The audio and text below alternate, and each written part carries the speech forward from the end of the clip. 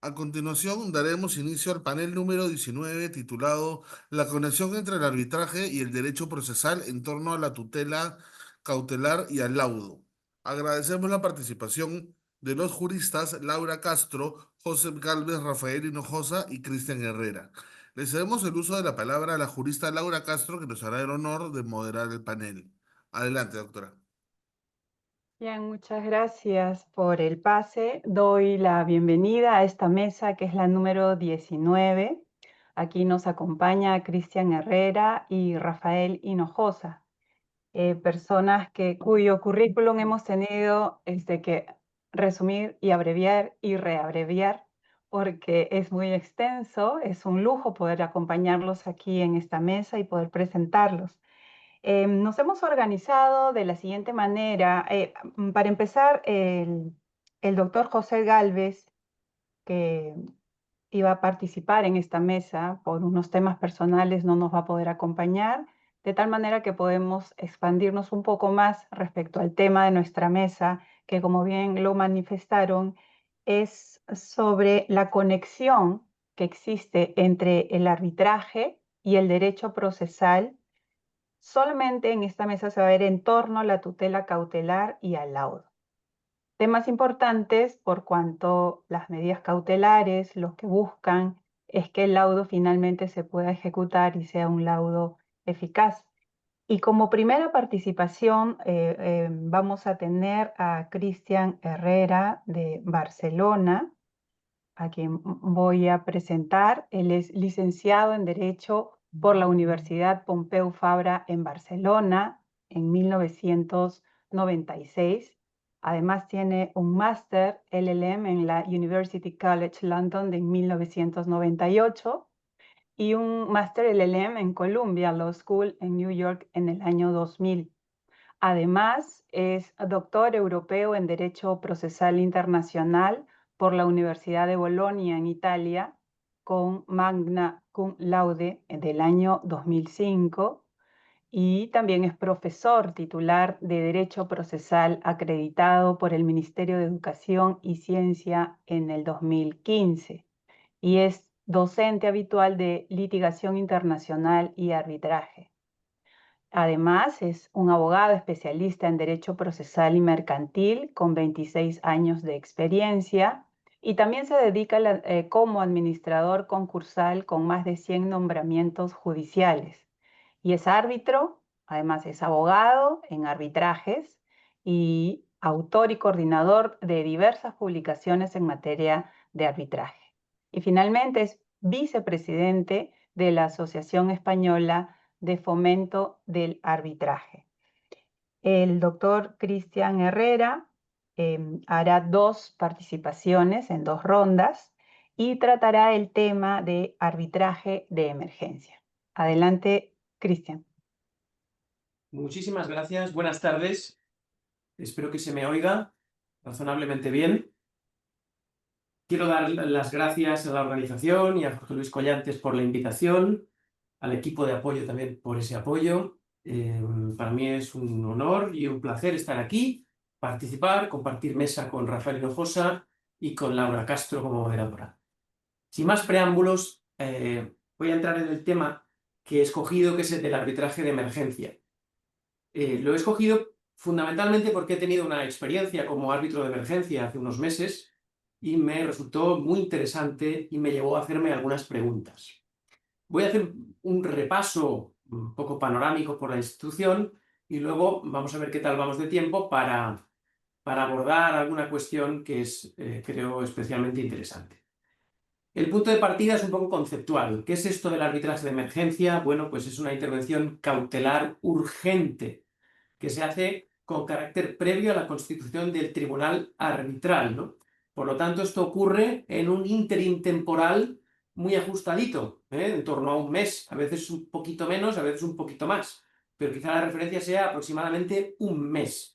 Por lo tanto, es una institución urgente que aparece en un espacio de tiempo muy limitado, en la que se encarga un tercero, al que se denomina árbitro, que tome una decisión de naturaleza cautelar, ¿no? Esa decisión es provisional,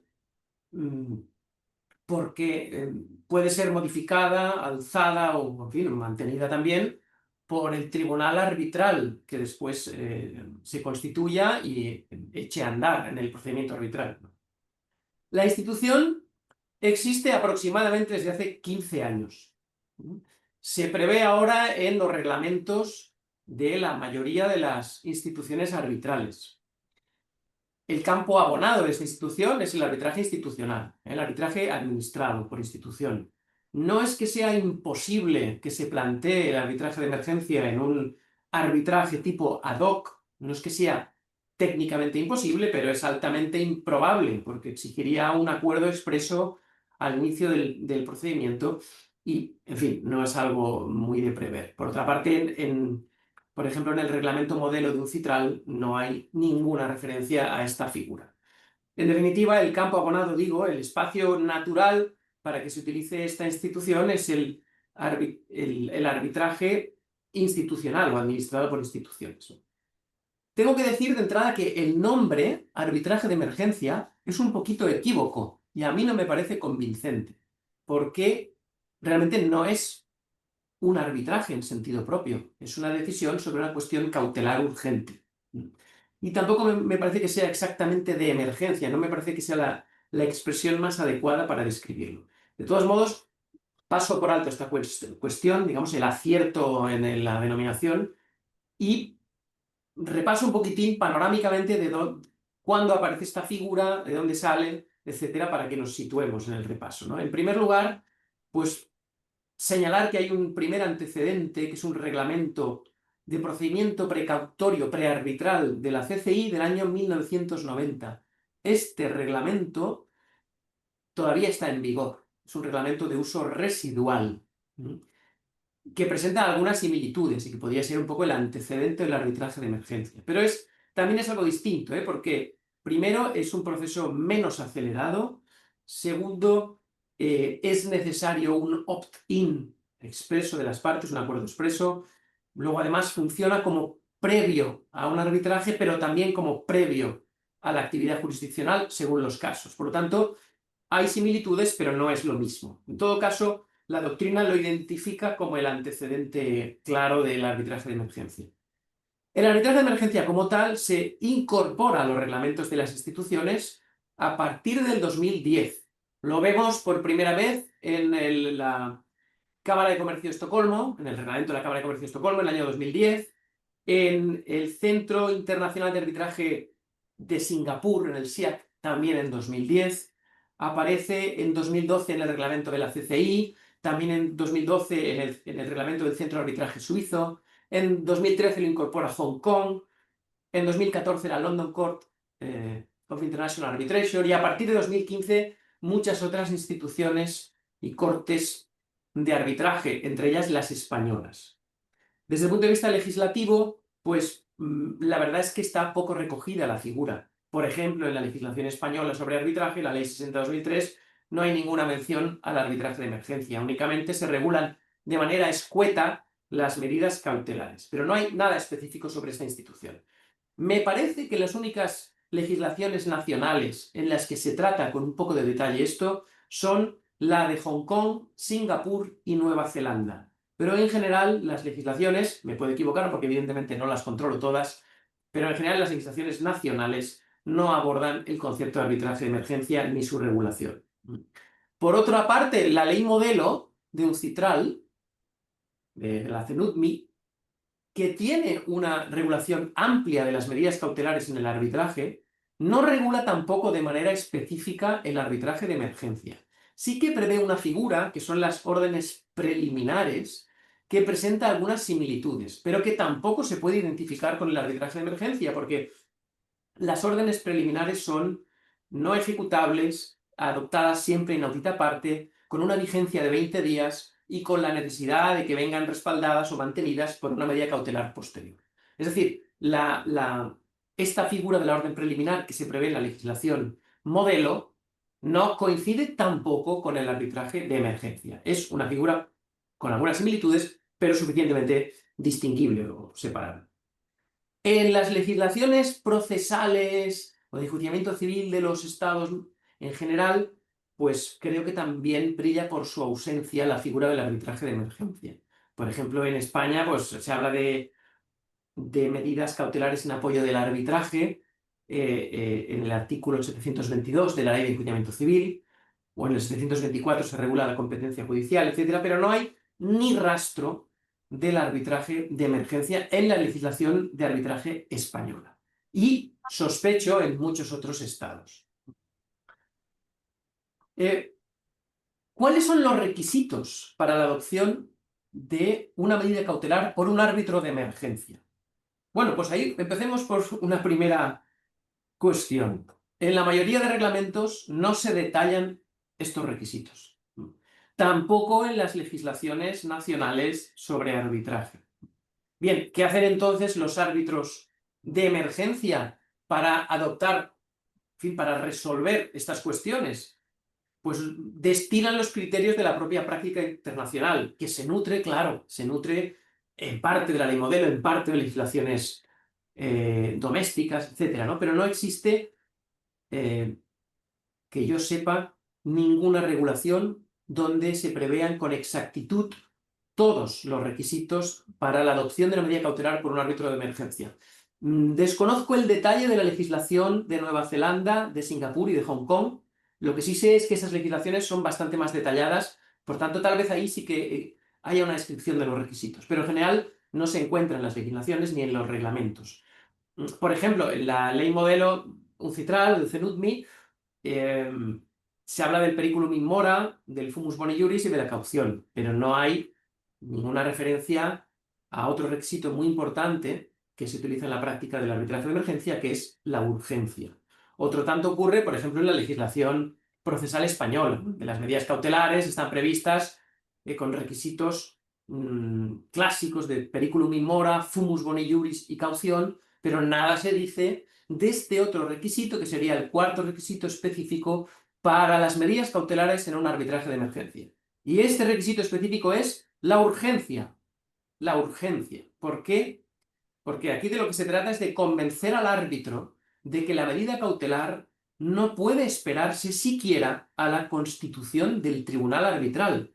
Es decir, que tiene que adoptarse en ese espacio de aproximadamente un mes, sin que sea razonable esperar, pues eso, un mes o 2 meses a poder solicitarla ante el árbitro que tramita o preside el procedimiento arbitral. Esto se eleva a la enésima potencia cuando hablamos de un arbitraje de emergencia en el que la solicitud es inaudita parte, porque en este caso lo que hay que acreditar no es ya solo la urgencia y la imposibilidad de esperarnos un mes o un mes y medio. Lo que hay que acreditar es que no es posible siquiera esperar a la notificación a la otra parte de la solicitud de la medida cautelar. Y por tanto ya estamos hablando de situaciones de mucha urgencia. Debo confesar que en mi experiencia práctica me encontré como árbitro de emergencia precisamente en un supuesto de solicitud inaudita parte y además acordé la medida cautelar inaudita parte, lo que quiere decir que era un supuesto bastante excepcional en el que consiguieron convencerme de la extraordinaria urgencia, de las medidas que se solicitaban. La CCI tiene un informe del año 2019 en el que analiza la institución del arbitraje de emergencia. Concretamente, analiza los 80 casos habidos en los primeros 6 años desde que se introdujo la institución. Aproximadamente sale a 13 casos al año.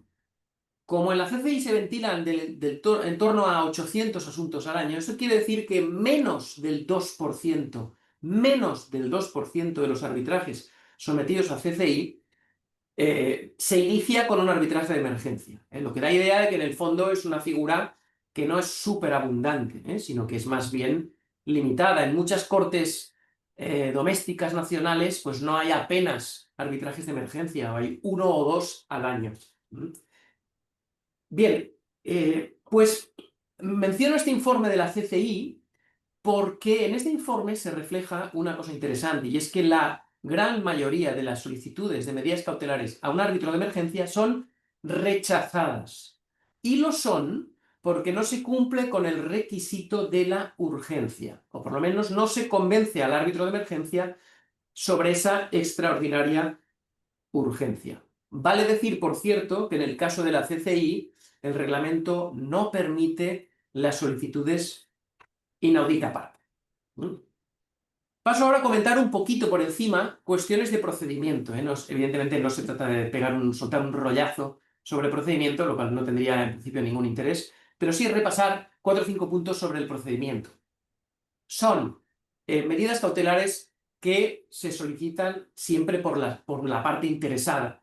En la solicitud, evidentemente, hay que describir las partes en el expediente, el convenio arbitral, la competencia del árbitro y describir la concreta medida cautelar que se solicita y la concurrencia de los requisitos. Pagar una tasa y ofrecer una caución. Hasta aquí, pues nada nuevo, nada que nos deba sorprender. Cosas de interés. Bueno, pues la designación del árbitro de emergencia se produce, de acuerdo con la gran mayoría de los reglamentos, en un plazo que va entre 1 día y 3 días, lo cual es una intervención especialmente rápida y ágil. Atención, porque el perfil del árbitro de emergencia es una cuestión un poco especial. El árbitro de emergencia tiene que ser una persona capacitada, con conocimientos específicos en la materia que se va a debatir, pero especialmente tiene que ser una persona con una amplia disponibilidad inmediata para hacerse cargo del expediente, porque lo puedo decir por experiencia propia, en un arbitraje de emergencia te tienes que zambullir en un asunto de forma inmediata y 2, 3, 4 días seguidos. Por lo tanto, no todos los árbitros están en disposición de ser árbitros de emergencia, muchos de ellos porque ya tienen mucho trabajo, porque tienen poca disponibilidad.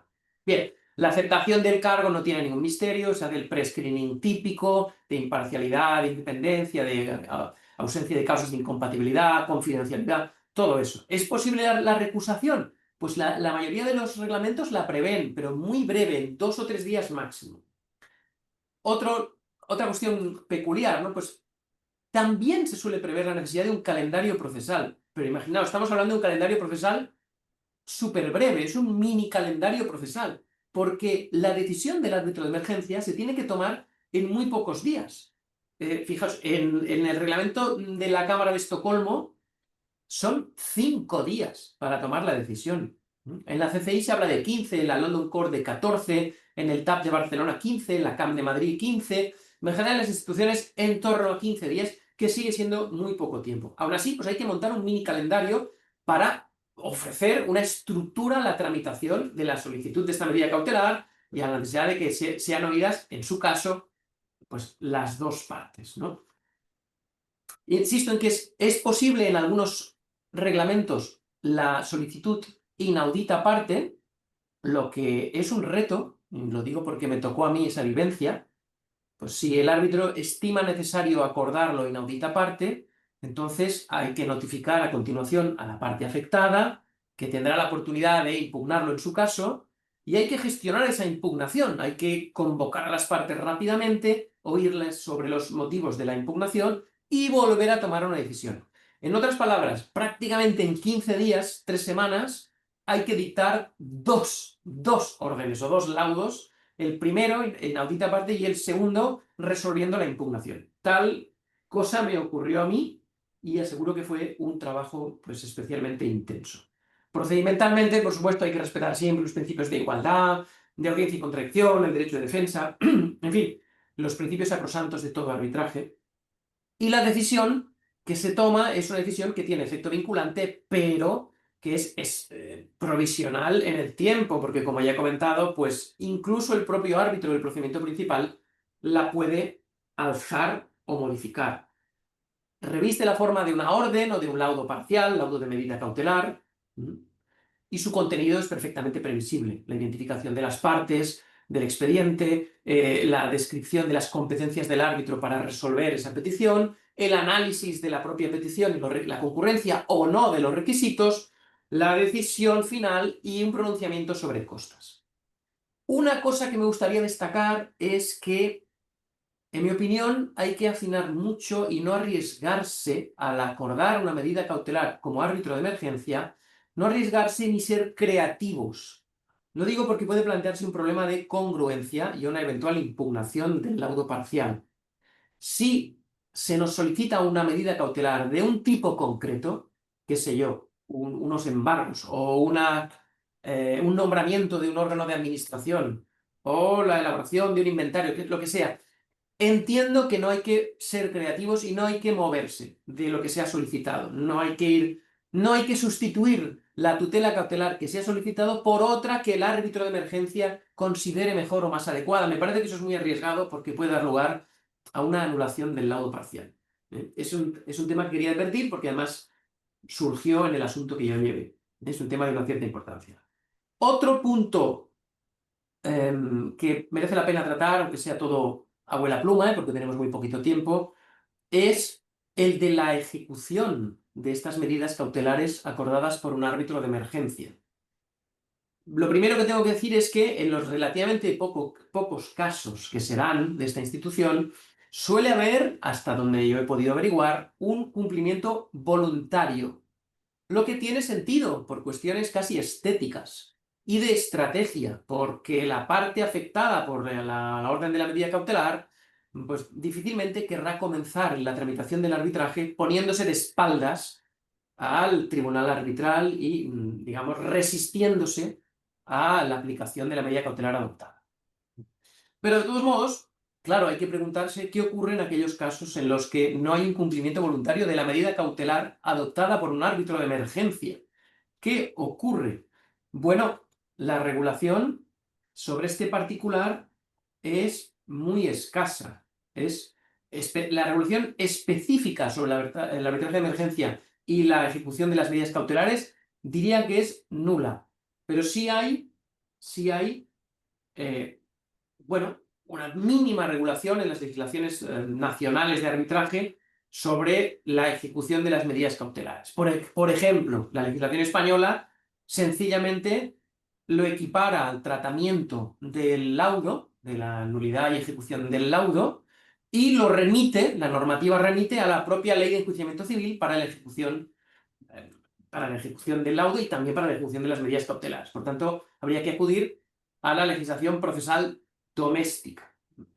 No es baladí, no es cuestión baladí recordar una vez más que en la mayoría de ordenamientos el árbitro no tiene potestades de ejecución, tiene, digamos, facultades declarativas del derecho, pero no de ejecución. Sé que en el Perú esto no es así o no es así del todo, que hay un decreto legislativo de 2008 y, en fin, una aproximación distinta a este fenómeno, pero en general, en la mayoría de estados, la función declarativa y ejecutiva corresponde al juez y al árbitro solo le corresponde la declarativa. Lo que lleva a un escenario de coexistencia, conllevancia, concurrencia muy peculiar, ¿no? Y eso también creo que hace necesaria la siguiente reflexión. Aunque concurran árbitros y jueces en la capacidad para adoptar medidas cautelares en apoyo de un arbitraje, hay que andarse con mucho cuidado y respetar escrupulosamente el principio de buena fe. Por ejemplo, no se puede solicitar a un tribunal, a un árbitro de emergencia una medida y si éste la rechaza, entonces dirigirse a un juzgado y probar suerte, a ver si sale mejor en el juzgado. Entiendo que esta no sería una práctica de buena fe, probablemente no sería conducente porque la parte pasiva pondría de manifiesto que ha habido ya un intento, pero en definitiva es para recordar que aunque haya concurrencia y alternancia entre árbitros y jueces, tiene que armonizarse esa relación y ha de ser informada por el principio de buena fe. Curiosamente, en la ley modelo uncitral, en el artículo 17, sí que se prevén motivos para denegar el reconocimiento y la ejecución de una medida cautelar. No se dice nada específico sobre medida cautelar de arbitraje de emergencia, pero sí medidas cautelares en general. Y hay unos motivos, bueno, que el acuerdo no haya sido válido, que la notificación no se ha hecho correctamente, que la controversia externa de la competencia, que no haya arbitrabilidad, que se afecte al orden público, ese tipo de causas, un poco trasunto de lo que pone el Convenio de Nueva York, de lo que prevé el Convenio de Nueva York en su artículo 5. Bien, pues esas causas o el no ofrecimiento de una caución o el hecho de que la medida cautelar sea revocada se prevén en la ley modelo uncitral como causas para no reconocer y ejecutar una medida cautelar. Pero claro, como muchísimos estados no han adoptado esta regulación y en especial no se ha adoptado en relación con el arbitraje de emergencia, lo más razonable es concluir que en la mayoría de jurisdicciones el juez ejecutará la orden de medidas cautelares adoptada por un árbitro de emergencia. Y si la parte afectada o concernida, el sujeto pasivo de la medida, no está de acuerdo, la discusión no debería plantearse ante el juez de ejecución de la medida, sino plantearse como recurso de nulidad o acción rescissoria del laudo parcial ante la autoridad judicial competente del Estado que sea, ¿no? Y esto me lleva a hablar de otro punto que me parece súper interesante, que es el de la eficacia transfronteriza de las medidas cautelares en el arbitraje, y en particular de la medida cautelar adoptada por un árbitro de emergencia. Aquí hay una pregunta muy básica, y es, ¿se puede aplicar el Convenio de Nueva York para el reconocimiento y ejecución de laudos parciales en los que se adoptan medidas cautelares? ¿Es posible que ese laudo de medidas cautelares viaje geográficamente por el mundo? ¿Tendrá eficacia transfronteriza? La respuesta es una cuestión debatida, pero la respuesta dominante, mayoritaria y a mi juicio convincente es que no. Es que la medida cautelar, aunque se adopte en un laudo, no viaja, no es susceptible de ser reconocida y ejecutada con arreglo al Convenio de Nueva York del 58. Principalmente porque no es una sentencia arbitral que cierre o concluya o defina definitivamente la discusión. Se trata de una decisión que por su naturaleza es temporal o provisional. Y claro, el propio artículo 5 del Convenio de Nueva York establece como una de las causas, de los causales de oposición al reconocimiento y ejecución, que la decisión no sea definitiva, que la decisión no sea final. Y con este argumento, la mayoría de la doctrina se inclina por considerar que las medidas cautelares, en arbitraje de emergencia o no, da igual, no tienen eficacia transfronteriza.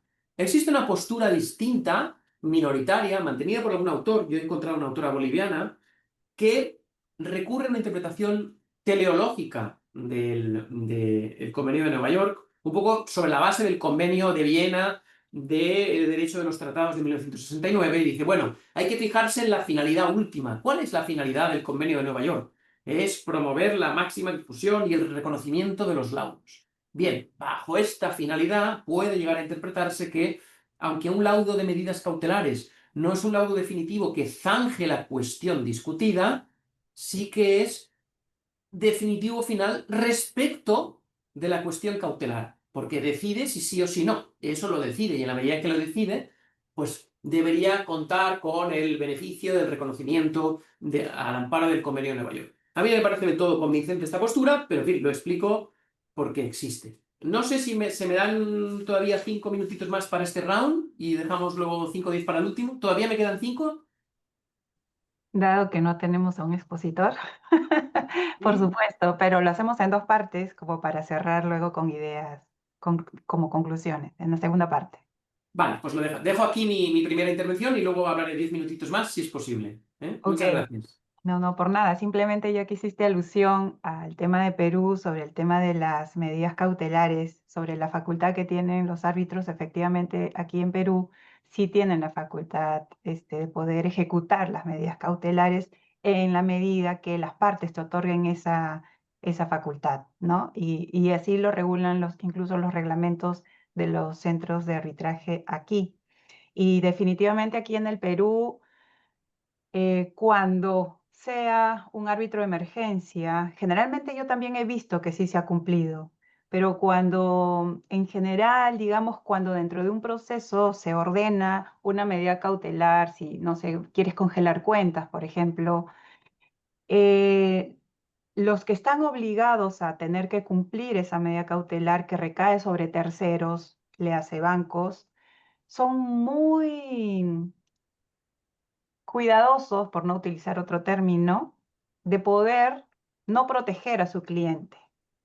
Entonces ahí sí se recurre al apoyo de los jueces para que puedan ejecutar la medida cautelar.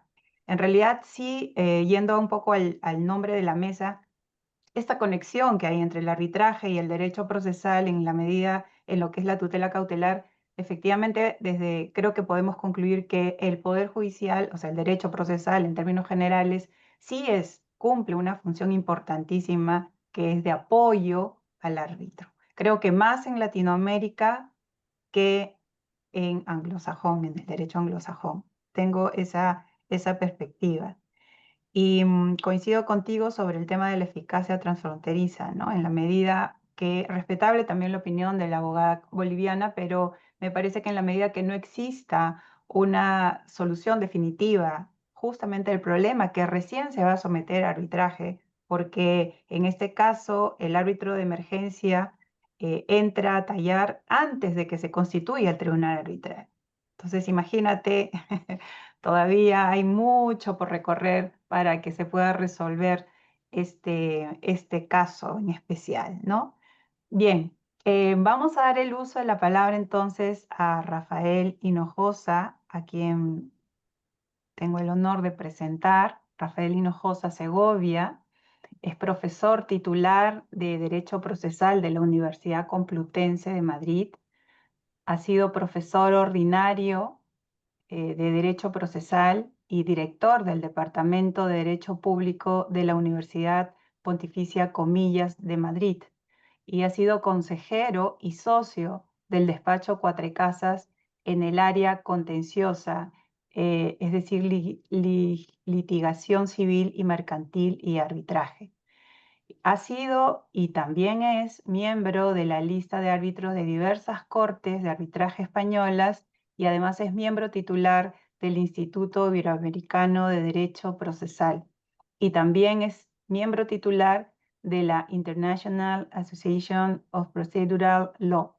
Además es socio del Club Español Iberoamericano de Arbitraje y entre sus publicaciones se puede destacar el recurso de anulación contra los laudos arbitrales, que es un estudio jurisprudencial y tiene más de 100 capítulos de libros y artículos doctrinales sobre derecho procesal civil, derecho procesal penal, arbitraje, medios adecuados de solución de controversias y otras materias jurídicas.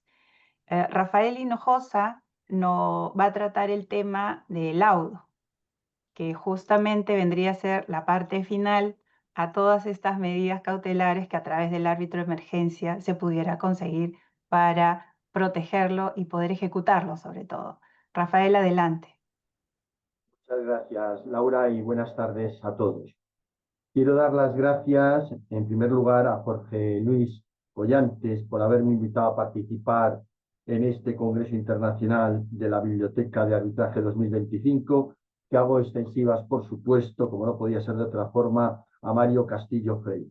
Y por otro lado, para mí también es una satisfacción compartir este panel con Cristian Herrera y bajo la moderación de Laura Castro. Y siento que no nos acompañe Joseph Galvez.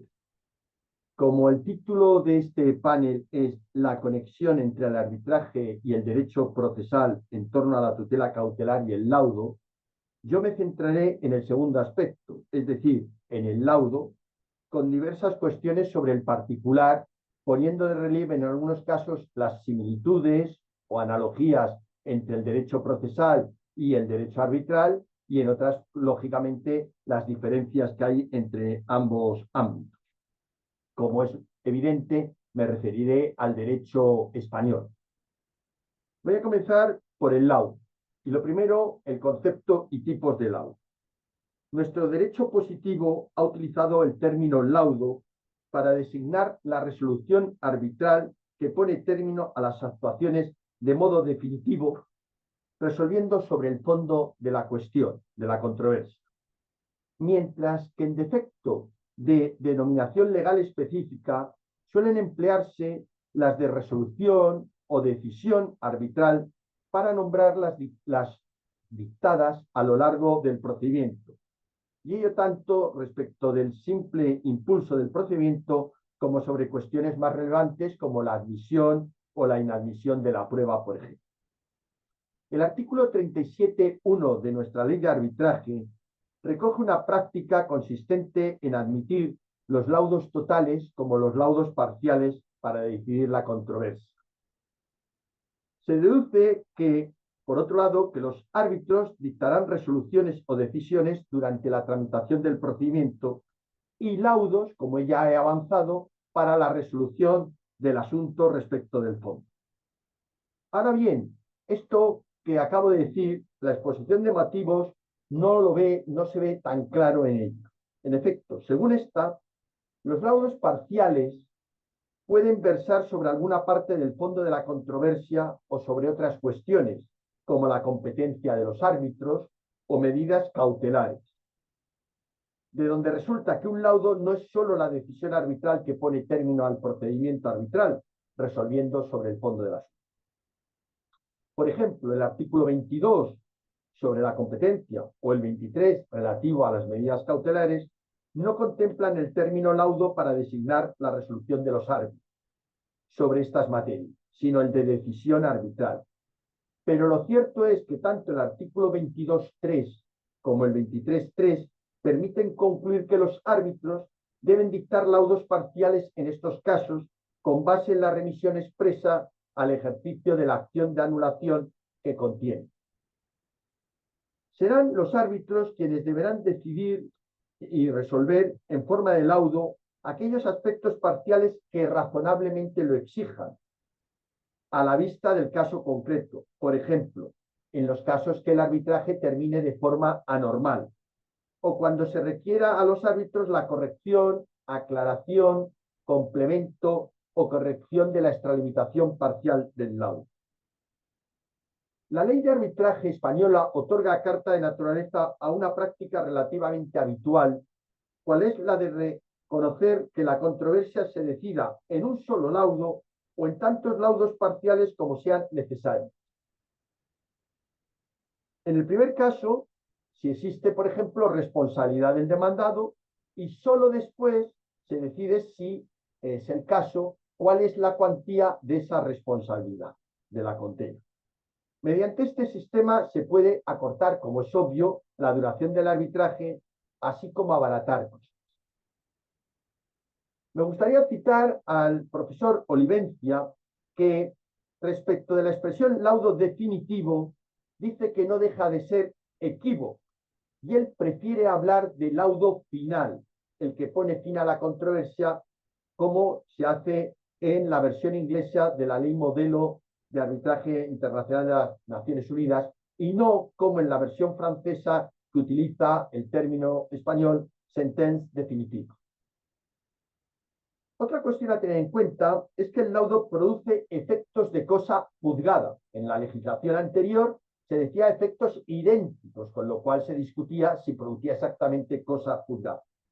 Pero ahora lo que se dice es el laudo produce efectos de cosa juzgada, con lo que ya no aparece el adjetivo firme, porque como dice el preámbulo de la ley en el caso de la reforma de 2011, se elimina la distinción entre laudo definitivo y firme, estableciendo que el laudo produce los efectos de cosa juzgada, aunque se ejerciten contra él las correspondientes acciones judiciales.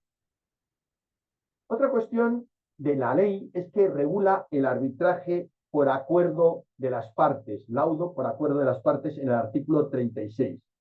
Y lo que es frecuente en la práctica es que ese acuerdo se recoja en un laudo por las ventajas que tiene, siempre que las partes lo soliciten y que los árbitros no vean conflicto o perjuicio en él. En este caso, ese laudo, como es evidente o lógico, no tendrá que ser motivado. En cuanto a los requisitos del laudo, hay que decir que la doctrina es unánime al reconocer que una de las ventajas del arbitraje, como no podía ser de otra, es la temporalidad. Con base en lo anterior, la actuación arbitral es o puede ser más rápida que la judicial, lo cual sirve incluso para justificar la propia existencia del arbitraje. La ley, a falta de pacto entre las partes, establece un plazo legal, que en nuestro caso es de 6 meses, y tiene naturaleza sustantiva. Pero este plazo de 6 meses en ocasiones resulta insuficiente, por ejemplo, en 2 casos evidentes: por complejidad de la controversia o por complejidad de la prueba que ha de practicarse durante el procedimiento arbitral. Y el cómputo del plazo comienza desde la fecha de presentación de la contestación a la que se refiere el artículo 29 de la ley, o bien desde la expiración del plazo para contestar. Este plazo puede ser prorrogado, incluso el legal, por los árbitros, salvo acuerdo en contrario de las partes. Es evidente que los árbitros deberán comunicar esa intención de prórroga a las partes con carácter previo, no cuando ya se haya agotado la prórroga o el plazo del arbitraje, en su caso. Y en segundo término, la ley establece que la prórroga acordada por los árbitros no podrá exceder, en este caso, que es la prórroga legal, de 2 meses. Y finalmente, que la prórroga deberá adoptarse en una decisión motivada por la repercusión y la importancia que tiene. Si el plazo o la prórroga hubieran terminado y los árbitros no hubieran pronunciado el laudo definitivo, según la reforma de la Ley de Arbitraje de 2011, salvo acuerdo en contrario de las partes, ello no afectará a la eficacia del convenio ni a la validez del laudo dictado, sin perjuicio de la posible responsabilidad en la que incurrirían los propios árbitros al haberse excedido del plazo. En el preámbulo de esta reforma se justifica la opción declarando que se modula una solución a favor del arbitraje para los casos en que el laudo se dicta fuera de plazo, sin perjuicio de la responsabilidad, como he dicho, de los árbitros. Hay que decir que ya no es recurrible por esta circunstancia el laudo, salvo que las partes lo hayan acordado expresamente, cosa que no suele ocurrir en la práctica. Y entiendo que en este caso se tendría que incoar el procedimiento de anulación, la acción de anulación por laudo extemporáneo con base en el artículo 41.1d de la Ley de Arbitraje, conforme a la interpretación jurisprudencial que se seguía con anterioridad. En cuanto a la forma, el laudo debe constar por escrito y ser firmado por los árbitros. Acerca de su estructura, es usual en la práctica que los laudos se redacten en forma semejante a las sentencias judiciales, diferenciando 4 claros apartados, a saber, el encabezamiento, los antecedentes, los fundamentos o motivación y el fallo o parte dispositiva. Hay que tener en cuenta al respecto que un requisito del laudo es la motivación. Y en relación a la motivación, hay que decir que una sentencia de nuestro Tribunal Constitucional, y hago un inciso, en concreto la 17/2021 de 15 de febrero, se pronuncia sobre el particular. Hago este inciso para poner de manifiesto que a partir del 2015 hubo una serie de impugnaciones de laudos ante el Tribunal Superior de Justicia de Madrid que llevaron a la anulación de esos laudos por una interpretación, podemos decir, expansiva del concepto de orden público económico, lo cual produjo mucha zozobra en el ámbito o en el ambiente arbitral. Y esto se puso fin, podemos decir, acudiendo al Tribunal Constitucional, porque tras la acción de anulación en nuestro país actualmente no cabe un recurso de unificación de doctrina o de jurisprudencia. Y el Tribunal Constitucional, sobre todo a partir del 2020, ha dictado una serie de sentencias que han anulado las sentencias del Tribunal Superior de Justicia con esa expansión del concepto de orden público y llevándolo a sus estrictos términos y a unos términos concisos y claros en la interpretación. Y trae esta sentencia, he querido situar el tema para que se vea por qué ocurre, y esta sentencia del Tribunal Constitucional que me he referido, a la 17/2021, es muy importante porque viene a decir que no obedece al mismo criterio la motivación en las sentencias que deriva del artículo 123, que es una motivación que viene expresamente recogida en la Constitución, o de forma implícita por el artículo 24.1. En cambio, en el arbitraje no proviene del ámbito constitucional, sino que proviene de la propia Ley de Arbitraje, el 37.4, que establece que el laudo debe ser motivado.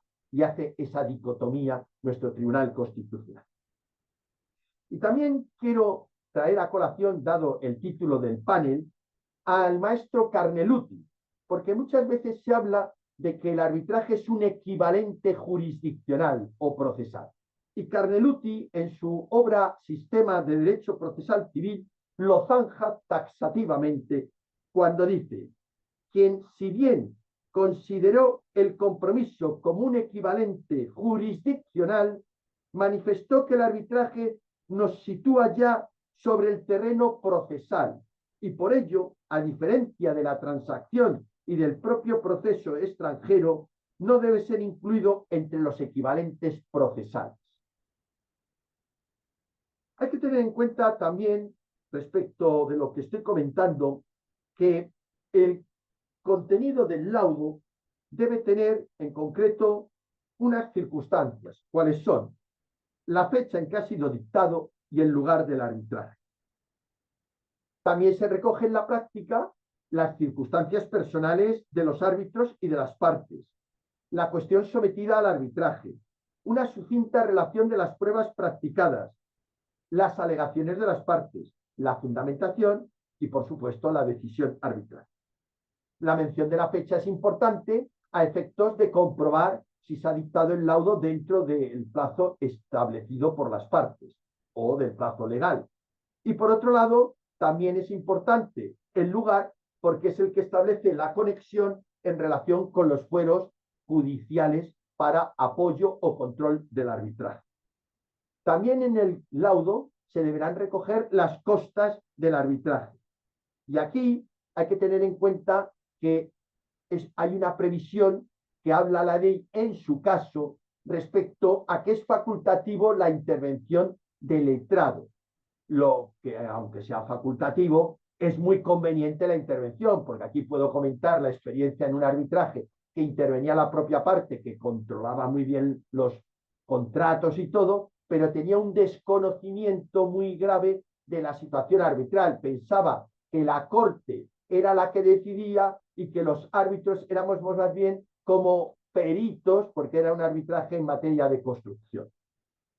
En cuanto a los criterios de imposición de costas, lo lógico es lo que pacten las partes, ya que la ley no lo establece. Y entonces se pueden decantar, por ejemplo, por el criterio objetivo del vencimiento, por el criterio de la temeridad o subjetivo, o en algunas cortes españolas también establecen el criterio de la proporcionalidad, que en mi opinión me parece muy acertado.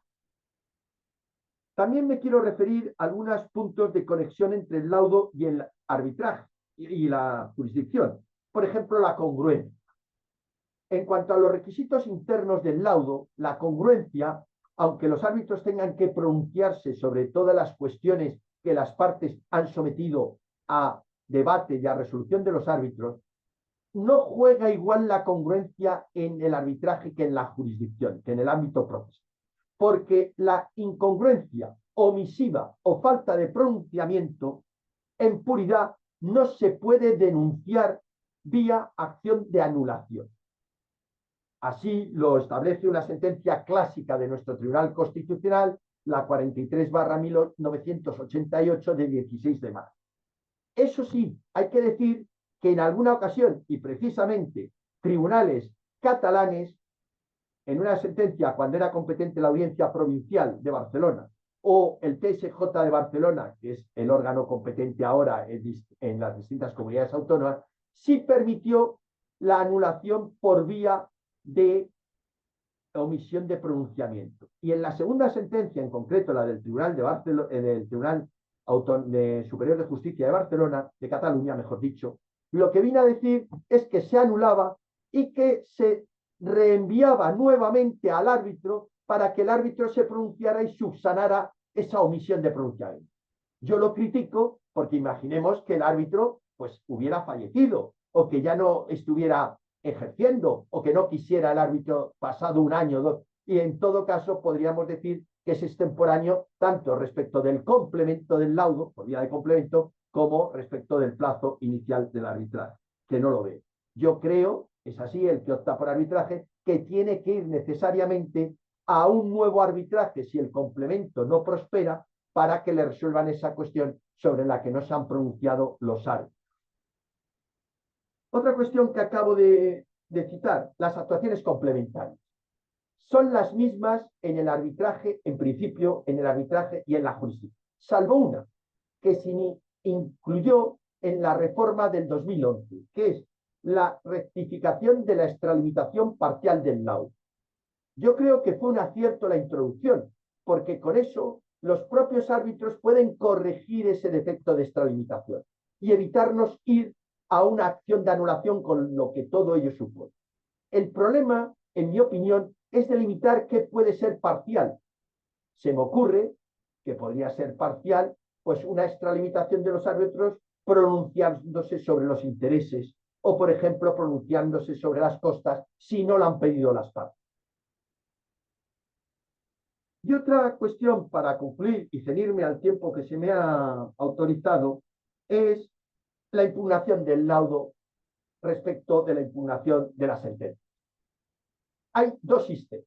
En relación con las sentencias judiciales, hay una posible impugnación por vía de apelación, que casi se da en todos los casos. Hay alguna excepción, pero mínima, que se da en casi todos los casos vía apelación. Y luego cabe la posibilidad de que esa sentencia de segunda instancia sea impugnable en casación. Ya no recurso extraordinario por infracción procesal, porque se derogó en el 2023, pero sí casación por vía procesal o por vía de defecto de fondo. Y como es lógico, también cabe la posibilidad de revisión si se dan los motivos del artículo 510, revisión de sentencias. Yendo al laudo arbitral. El laudo arbitral solo es impugnable por dos vías. Por la, podemos decir, ordinaria, que es la acción de anulación, que tiene unos motivos tasados y que se interpretan de forma concisa, de forma restrictiva, no en un sentido amplio. Y por otro lado, cabe la revisión de sentencias firmes, que yo hace unos años hice un estudio de la jurisprudencia del Tribunal Supremo y solo encontré un caso en que se admitió una revisión de un laudo firme. Por tanto, como se ve, son dos vías de impugnación distintas, la jurisdiccional que la vía arbitral. Y con esto creo que he situado el tema para luego, si hay alguna cuestión o eso, pues estar a la entera disposición de la moderadora para la contestación correspondiente. Muchas gracias.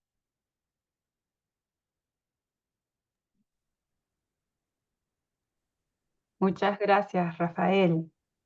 Un poco, no forma parte de una exposición mía, obviamente, pero sí me llama mucho la atención algunos temas que estabas tocando y que lo habíamos conversado un poco antes de iniciar la mesa 19. Comentarles que, por ejemplo, en el tema de anulación de laudos, desde hace 5 años atrás, en el Perú, por ejemplo, se están anulando laudos por el tema de los costos de los arbitrajes. Curioso, o sea, uno siempre se preocupaba en el laudo por sustentar y motivar debidamente lo importante que era el fondo del tema, y de repente uno como que dejaba de lado, sin darle mayor espacio, solo lo necesario, al tema de los costos del arbitraje. Pero como saben ustedes, en Perú existe arbitrajes en temas de contrataciones con el Estado. Entonces aquí sí hay un reconocimiento, también este era otro punto que quería comentarte. En el Perú, en la Constitución se reconoce la jurisdicción arbitral expresamente y se señala que cualquier controversia entre los particulares puede acudirse por la vía judicial o también por la vía arbitral. Entonces aquí digamos que sí hay un reconocimiento expreso de la jurisdicción, ¿no?, del arbitraje. Y ese dato es curioso porque me imagino que eso no debe pasar por allá, el tema de las anulaciones por los costos de los arbitrajes, ¿no? Y entonces ya uno se preocupa en poder motivar un poco más ese extremo de los laudos. Y finalmente había un dato que yo lo estaba buscando y era que en Lima entre el 18 y 20% de las demandas de anulación se declaran fundadas. Esto en los últimos 6 años, que antes era casi nada, hoy se está incrementando con mucha pena, pero es para estar en alerta. Simplemente ese dato. Regreso entonces con Cristian. No sé, Cristian, podríamos ahí cerrar la participación que habías tenido hace unos momentos. Sí, muchas gracias. Creo que queda muy poquito tiempo. Tenía bastante material preparado, no lo podré exponer. Hago un esfuerzo y simplemente me dirijo a la pregunta principal, que es, ¿el arbitraje de emergencia funciona bien? ¿Es una herramienta útil? Y la respuesta, en mi opinión, digamos que es de afirmación positiva moderada. ¿Qué tiene de bueno el arbitraje de emergencia? En mi opinión, el arbitraje de emergencia trae consigo alguna de las prestaciones, o digamos, las prestaciones características del arbitraje.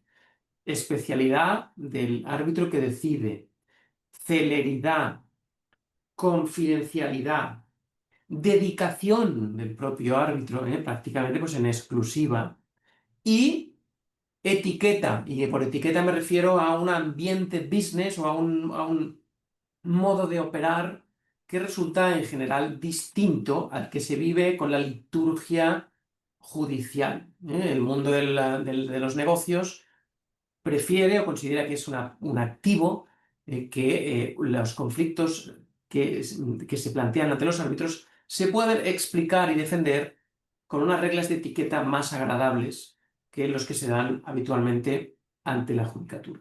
Esas prestaciones, sin duda, las tiene el arbitraje de emergencia. Pero no me convence para todos los casos, y aquí tengo que resumir muchas cosas, pero en primer lugar, no he podido explicar o no he podido repasar que los costes del arbitraje de emergencia son muy considerables. Un arbitraje de emergencia en la CCI cuesta 40.000 euros, en la London Court 31.000 pounds, en las instituciones españolas en torno a 15.000 euros. ¿Sí? Por lo tanto, el arbitraje de emergencia no es una herramienta adecuada para arbitrajes que no sean medianos o grandes, en los que no se debatan cuestiones de gran magnitud, o sobre todo cifras elevadas, porque no tiene sentido para un asunto de 60 o 70.000 euros, no tiene sentido gastarse 20 o 30.000 en el arbitraje de emergencia, y además hay que añadir los costes de los abogados que intervienen en el arbitraje de emergencia. Por lo tanto, el arbitraje de emergencia ya, en primer lugar, no es apto o no es interesante para asuntos que no sean de importes muy elevados. En segundo lugar, claro, el arbitraje de emergencia plantea esta cuestión de la extraordinaria provisionalidad o temporalidad, porque la decisión que toma el árbitro de emergencia pues se puede alzar, revocar, modificar, retocar, a lo mejor también confirmar, a las pocas semanas por el árbitro o el panel de árbitros designados para la tramitación del procedimiento arbitral principal. Luego, esa provisionalidad también plantea algunas dudas. Y luego, naturalmente, hay dudas relativas a esa eficacia transfronteriza, a las dificultades para que los laudos y las decisiones que deciden o que adoptan medidas cautelares por un árbitro de emergencia no sean susceptibles de reconocimiento y ejecución en otros estados. Esa es una limitación muy significativa. Y sobre este particular me voy a extender 3 o 4 minutos más si aún puedo.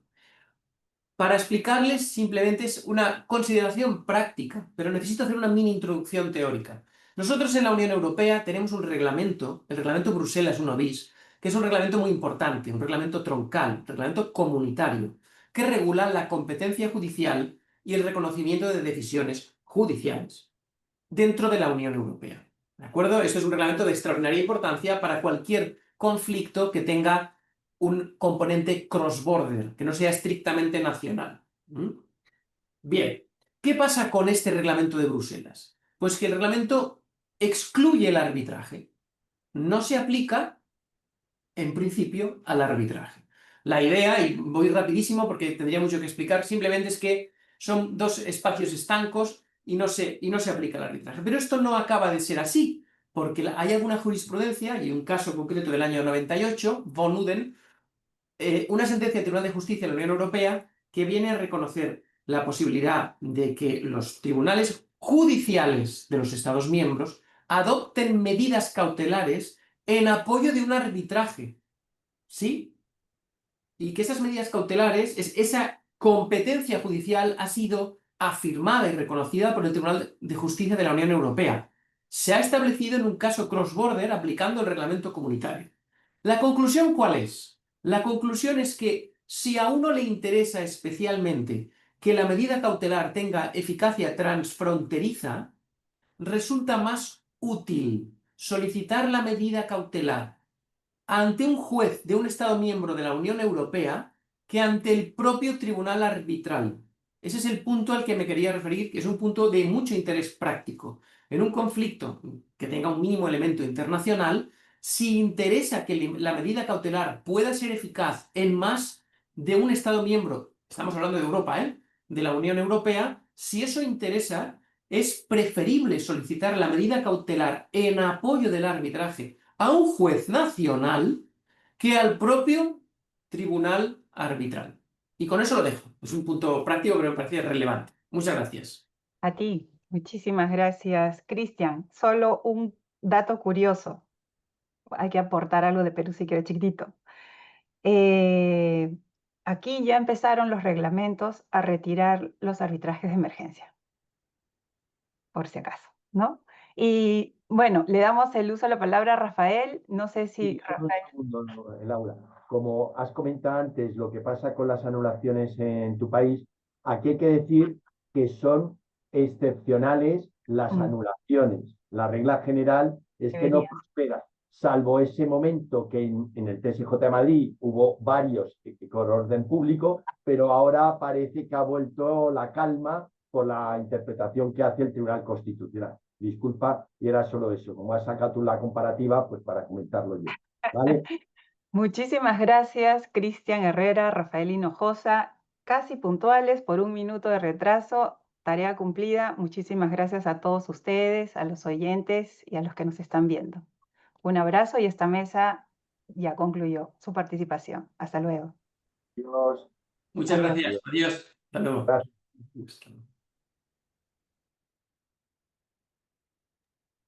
Muchísimas gracias, doctores. A continuación,